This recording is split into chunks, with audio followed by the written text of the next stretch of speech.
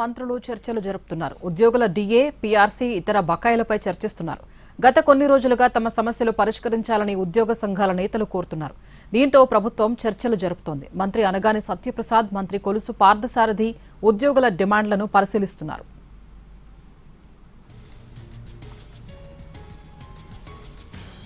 AP ఉద్యోగ సంఘ నేతలతో మంత్రులు చర్చలు జరుపుతున్నారు. మరిన్ని అప్డేట్స్ మా ప్రతినిధి ప్రసన్న అందిస్తారు. ప్రసన్న, ఉద్యోగుల డిమాండ్స్ ఏంటి, మంత్రులు ఏం చెప్తున్నారు?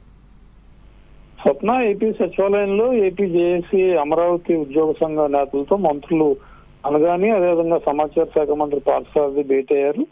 ఉద్యోగుల సమస్యల పరిష్కారం మీద ప్రభుత్వం దృష్టి పెట్టిందంటే కొన్ని రోజులుగా వాళ్ళు ప్రధానంగా తమ సమస్యలు బకాయిలకు సంబంధించి డిఏలు, పీఆర్సీలు, అదేవిధంగా పీఆర్సీ వేస్తే కనుక ఆ రిపోర్ట్ వచ్చే వరకు కూడా ఐఆర్ ఏర్పాటు చేయడం, వీటన్నిటి మీద కూడా డిమాండ్ చేస్తూ ఉన్నారు. తమకు రావాల్సిన బకాయిల మీద కూడా వెంటనే దృష్టి పెట్టాలని గత కొన్ని రోజులుగా కొన్ని చోట్ల ఆందోళనలు జరుగుతున్నాయి.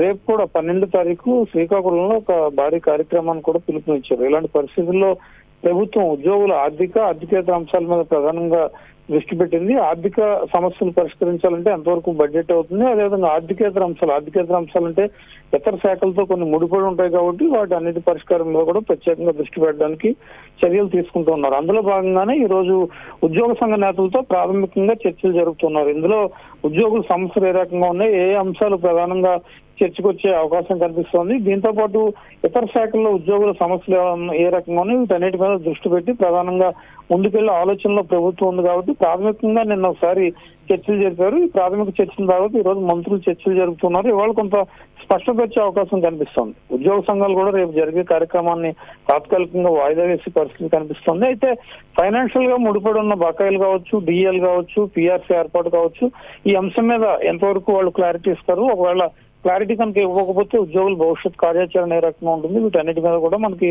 కొద్దిసేపట్లో ఒక పూర్తి స్థాయి క్లారిటీ వచ్చే అవకాశం అయితే కనిపిస్తోంది. Swapna. Right, thank you Prasanna.